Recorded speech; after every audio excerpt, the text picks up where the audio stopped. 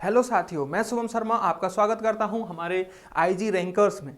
तो IG rankers channel जो हमने बनाया है, मेनली जो डेडिकेटेड चैनल बनाया है यूपी पुलिस कांस्टेबल्स के लिए ही तैयारी यहाँ पर बेसिकली कराई जाएगी। ठीक है, तो मैं यहाँ पर आज आपको साइंस के बारे में थोड़ी सी जानकारी दे रहा हूँ, उसके बाद में साइंस स्टार्ट करूँगा। ठीक है, तो जानते हैं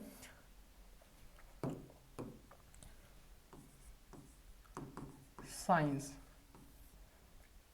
साइंस जो है हम तीन भागों में, साइंस की जो होती हैं तीन ब्रांचेस होती हैं, तीन शाखाएं होती हैं। कितनी शाखाएं होती हैं बच्चों? तीन शाखाएं होती हैं।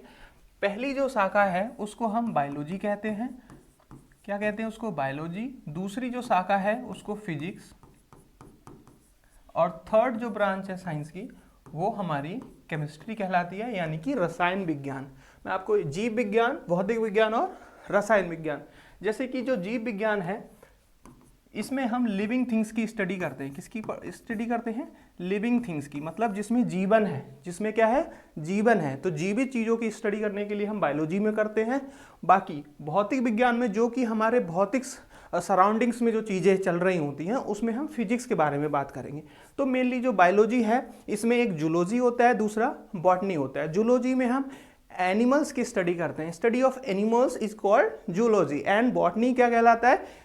स्टडी ऑफ प्लांट्स में हम बॉटनी कहलाता है। ठीक है, study of plant is known as botany. ठीक है, तो यहाँ पर मैं यहाँ पर लिख दे रहा हूँ जूलॉजी और दूसरा है हमारा बॉटनी। ये दो ब्रांच होती हैं किसकी? बायोलॉजी की दो ब्रांच होती हैं, जूलॉजी और बॉटनी। जूलॉजी का मतलब क्या है? स्टडी ऑफ एनिमल्स, और botany means study of plants. तो आज हम स्टार्ट करेंगे साइंस बायोलॉजी से। ठीक है, हम कहाँ से स्टार्ट करेंगे साइंस? आज बायोलॉजी से स्टार्ट करेंगे। ठीक है, तो ये आप स्क्रीनशॉट भी ले सकते हैं, मतलब ये बेसिक है, इसका कोई स्क्रीनशॉट की आवश्यकता नहीं है, ऐसे ही आप लर्न करिए, साथ साथ लर्न करते चलिए।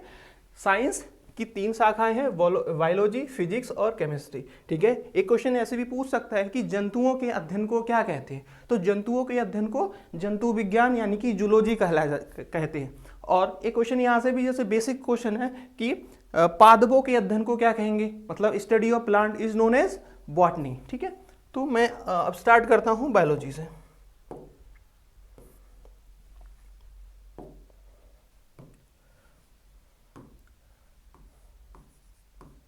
बायोलॉजी।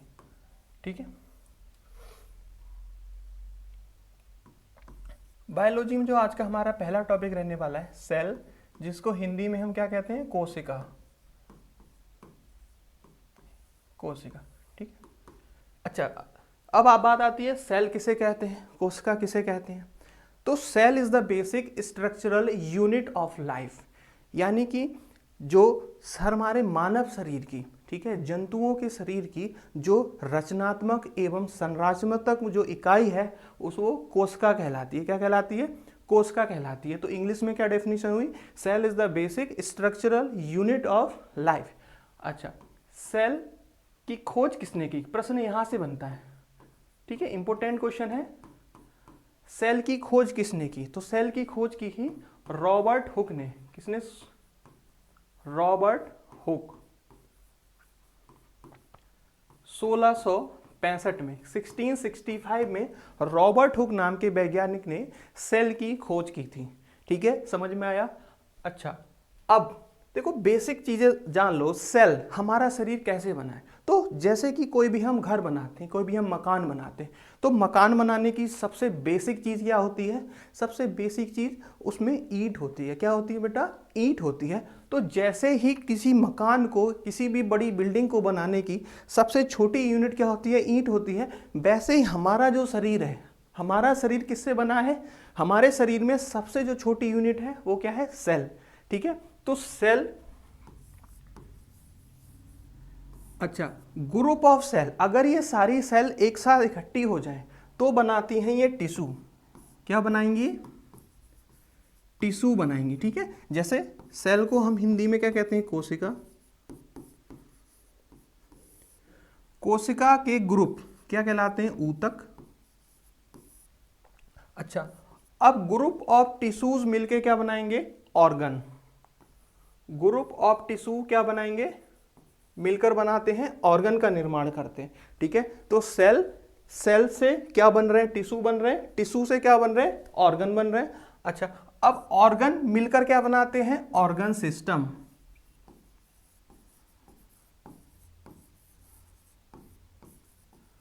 ऑर्गन सिस्टम, और ये सारे ऑर्गन सिस्टम जब अरेंज हो जाते हैं एक ऑर्डर में, तब ये पूरा ह्यूमन बॉडी या किसी भी ऑर्गेनिज्म की बॉडी का निर्माण करते हैं। ठीक है, तो ये था इसका पूरा बनने का प्रोसेस, हमारा निर्माण कैसे हुआ, हम कैसे बने हैं। तो हमारे जो शरीर की सबसे छोटी इकाई क्या है, सेल, सेल से टिश्यू, टिश्यू से ऑर्गन, ऑर्गन से ऑर्गन सिस्टम, फिर पूरा ह्यूमन बॉडी। अब मैं आपको एग्जांपल बताता हूं। जैसे टिश्यू, आपने ब्लड का नाम सुना होगा, ब्लड। ब्लड क्या है, रक्त। तो रक्त क्या है, रक्त, blood is a tissue. Blood cell नहीं है ना, ब्लड कोई ऑर्गन है। हम ब्लड को किस में रखते हैं, ब्लड क्या है, टिश्यू है, और blood is a connective tissue. Blood क्या है, कनेक्टिव टिश्यू है, संयोजी ऊतक है। ठीक है, ऐसी ऑर्गन्स क्या है, जैसे लीवर। लीवर क्या है, ऑर्गन है। स्टोमक, ठीक है, ये भी क्या है, ऑर्गन है। किडनी ऑर्गन है। हार्ट ऑर्गन है। ठीक है, तो ये ऑर्गन्स के एग्जाम्पल हैं। ठीक है, अब ऑर्गन सिस्टम क्या है, जैसे मैं बात करूं डाइजेस्टिव सिस्टम,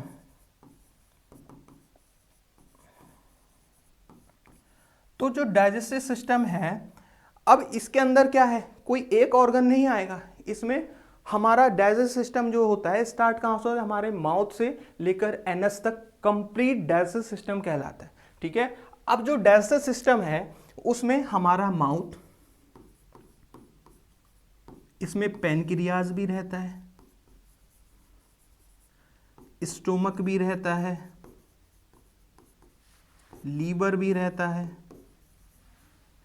स्मॉल इंस्टेटाइन भी रहेगा। ठीक है, लार्ज इंस्टेटाइन,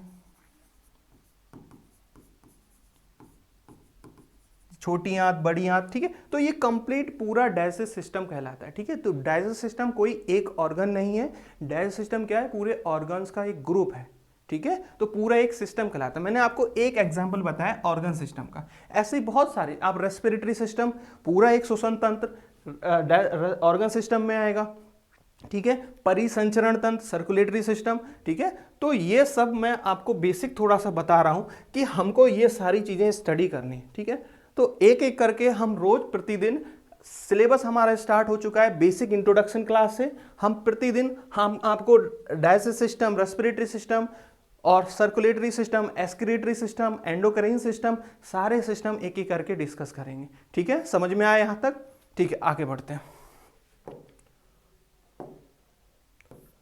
ठीक है, अब जो हमने अभी यहां पर किया कि पहला क्वेश्चन, अब थोड़ा सा हम क्वेश्चन से डिस्कस करेंगे। ठीक है, जैसे कोशिका हमने पढ़ा, तो कोशिका से जो रिलेटेड बेसिक क्वेश्चंस क्या आते हैं एग्जामिनेशन में। ठीक है, हमारा टारगेट क्या है कि क्वेश्चंस पे ज्यादा फोकस करना है।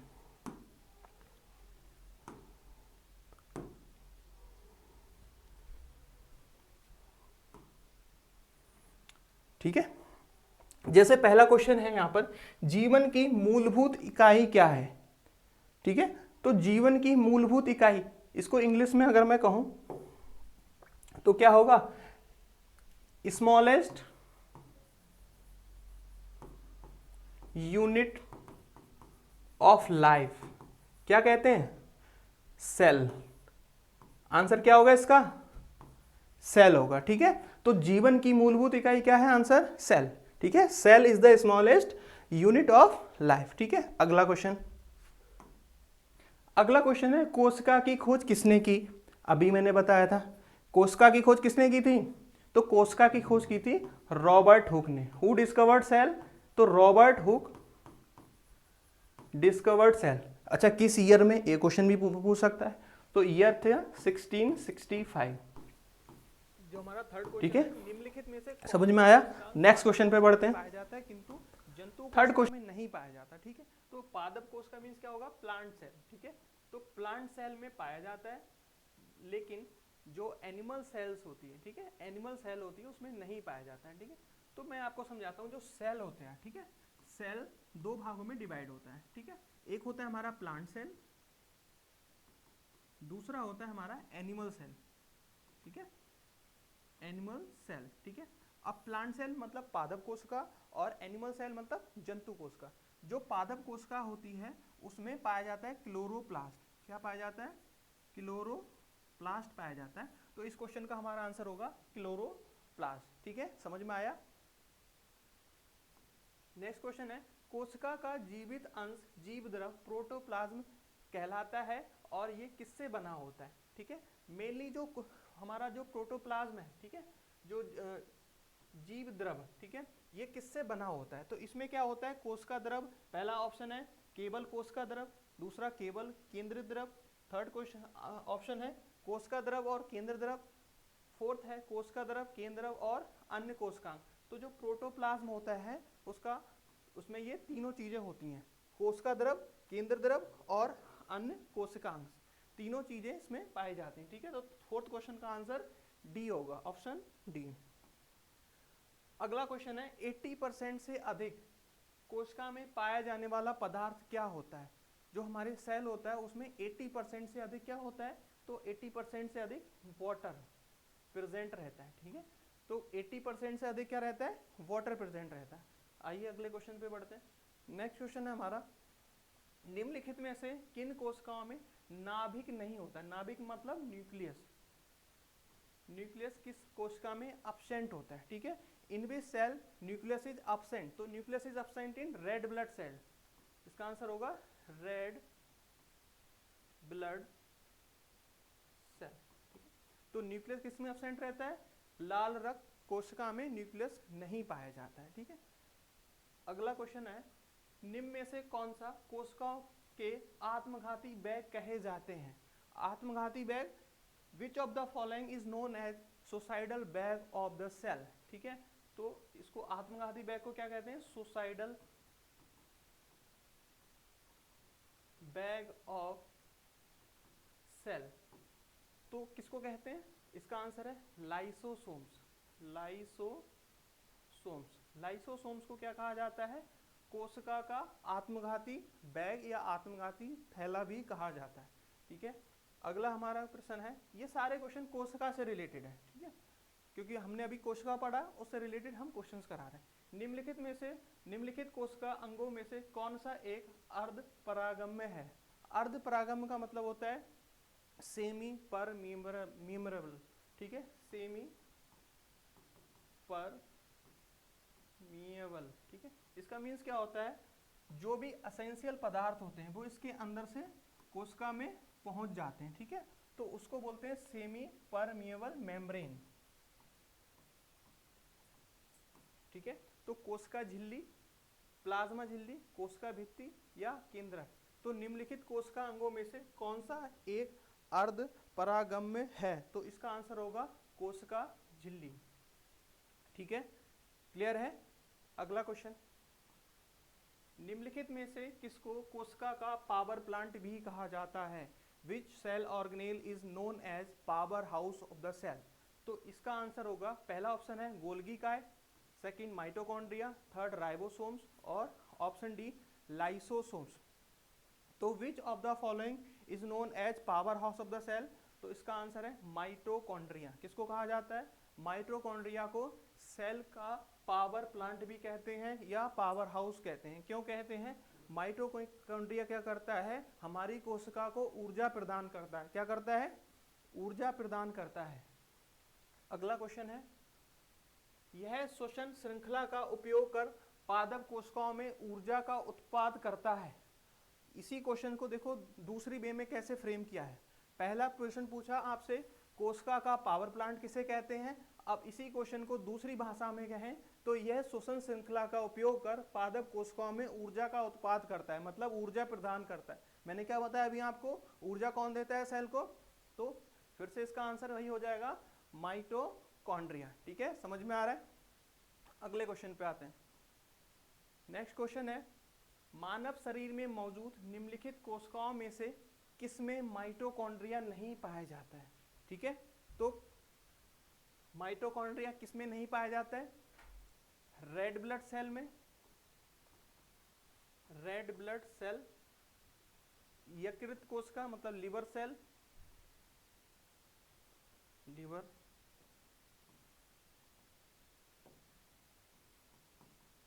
लिवर सेल, थर्ड मांसपेशी कोशिका मसल सेल, या श्वेत रक्त कोशिका। तो इसका आंसर आप कमेंट करके बताइए, इसका आंसर क्या होगा। मानव शरीर में निम्नलिखित कोशिकाओं में से किसमें माइटोकॉन्ड्रिया नहीं पाया जाता, तो किसमें माइटोकॉन्ड्रिया नहीं पाया जाएगा, बताइए कौन बताएगा इसका आंसर। तो माइटोकॉन्ड्रिया किसमें नहीं पाया जाएगा, रेड ब्लड सेल्स में, रेड ब्लड सेल में माइटोकॉन्ड्रिया नहीं पाया जाएगा। ठीक है, अगला प्रश्न है, कोशिका में केंद्रक के अलावा किस कोशिकांग में डीएनए होता है। अच्छा, डीएनए, डीएनए का फुल फॉर्म क्या होता है, डीएनए का फुल फॉर्म होता है deoxy ribo nucleic acid, deoxy ribo nucleic acid. ठीक है, तो डीएनए का कुछ स्ट्रक्चर इस प्रकार से होता है,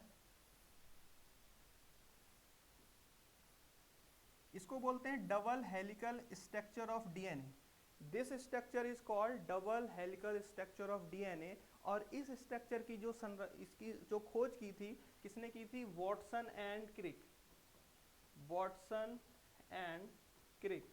तो आपसे क्वेश्चन, इससे रिलेटेड एक क्वेश्चन मैं आपको और बता रहा हूँ, डीएनए का जो डबल हेलिकल स्ट्रक्चर है उसका खोज किसने किया था, तो उसका खोज किसने किया था, वॉटसन एंड क्रिक से, क्रिक ने। ठीक है, हमारा क्वेश्चन क्या है, कोशिका में केंद्रक के अलावा किस कोशिका में डीएनए होता है। तो डीएनए किसमें होता है, न्यूक्लियस के अलावा माइटोकॉन्ड्रिया के अंदर भी क्या पाया जाता है, डीएनए पाया जाता है। ठीक है, समझ में आया आपको क्वेश्चन। अगला क्वेश्चन है, न्यूक्लियस के बाहर डीएनए कहाँ मिलता है। ठीक है, वही क्वेश्चन रिपीट हो गया, न्यूक्लियस के बाहर डीएनए कहाँ मिलता है। देखो पिछला क्वेश्चन क्या था, पिछले क्वेश्चन में क्या पूछा था, कोशिका में केंद्रक के अलावा कोशिकांग में डीएनए होता है। तो केंद्रक मतलब न्यूक्लियस, उसके अलावा किस में होगा, माइटोकॉन्ड्रिया में। और वही क्वेश्चन आपसे दूसरी लैंग्वेज में पूछा जाए, न्यूक्लियस के बाहर डीएनए कहाँ मिलता है, तो आंसर हमारा वही रहेगा, माइटोकॉन्ड्रिया। ठीक है, नेक्स्ट क्वेश्चन, डीएनए का संबंध जिस अतिमूल प्रोटीन से है उसे क्या कहते हैं। डीएनए जो बना होता है वो मेनली प्रोटीन से बना होता है। अब उस प्रोटीन का नाम पूछा गया है, उस प्रोटीन को कहते हैं हिस्टोन प्रोटीन। क्या कहते हैं, हिस्टोन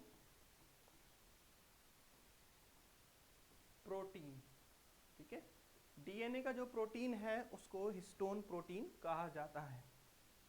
आगे बढ़ते हैं अगले क्वेश्चन पे, जीव विज्ञान में डीएनए का पूर्ण रूप क्या है। अभी मैंने आपको बताया डीएनए का फुल फॉर्म क्या है, डीएनए का पूर्ण रूप क्या है। पहला ऑप्शन है deoxyribo nucleic acid, digital network architecture, ये तो इससे बिल्कुल रिलेटेड नहीं है, तेजी से मत चलो, मनोनीत राष्ट्रीय प्राधिकरण। ठीक है, तो इसका option A, deoxyribo nucleic acid DNA का फुल फॉर्म है। ठीक है, अगला क्वेश्चन है, निम्नलिखित में से क्या डीएनए में मौजूद रहता है किंतु आरएनए में मौजूद नहीं रहता है। तो डीएनए में मौजूद रहता है लेकिन आरएनए में नहीं रहता है। ठीक है, तो डीएनए में मौजूद रहता है थायमीन। ठीक है, डीएनए में मौजूद क्या होता है, thymine. Thymine is present in DNA only. बाकी ये एडेनिन, ग्वानिन, साइटोसाइनिन ये कॉमन है DNA as well as RNA, दोनों में ही प्रेजेंट रहते हैं। केवल थाइनिन जो बेस है वो किसमें पाया जाता है, डीएनए में पाया जाता है, लेकिन आरएनए में नहीं पाया जाता है। सबसे पहले डीएनए को अलग किसने किया। ठीक है, तो सबसे पहले जो डीएनए को अलग किसने किया, तो फ्रेडरिक हॉफ मिक्सर वैज्ञानिक थे जिन्होंने सबसे पहले डीएनए को अलग किया। किसने किया डीएनए को अलग?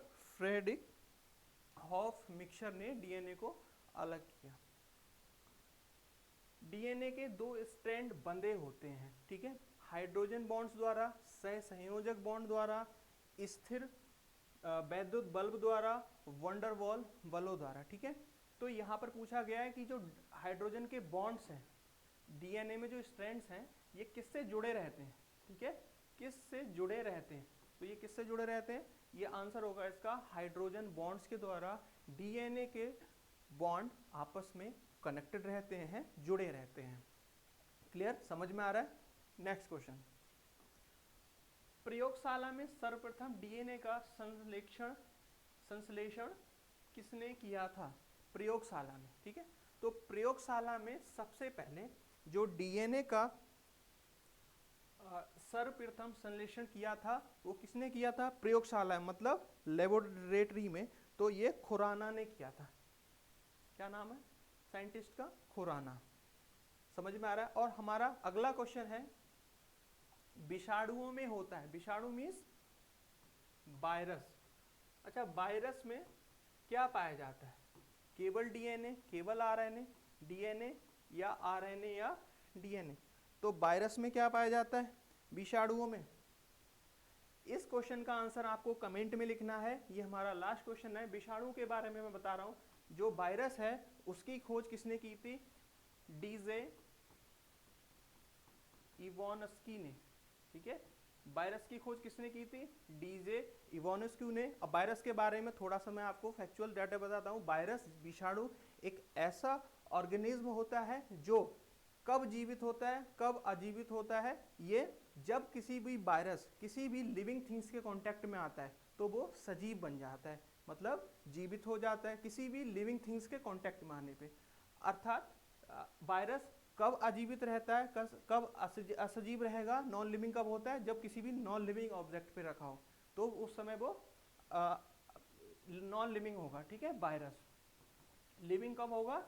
लिविंग थिंग्स के कांटेक्ट में आने पे वायरस लिविंग हो जाता है, ठीक है। तो इस क्वेश्चन का, लास्ट क्वेश्चन का आंसर आपको कमेंट बॉक्स में टाइप करना है। थैंक यू साथियों, हमारे चैनल को वॉच करिए, सब्सक्राइब करिए, ज़्यादा से ज़्यादा लोगों तक पहुंचाइए। यूपी पुलिस के लिए डेडिकेटेड आपके लिए पढ़ाया जाएगा। जो क्वेश्चन महत्वपूर्ण है वही क्वेश्चन यहाँ पर कराए जाएंगे। Thank you.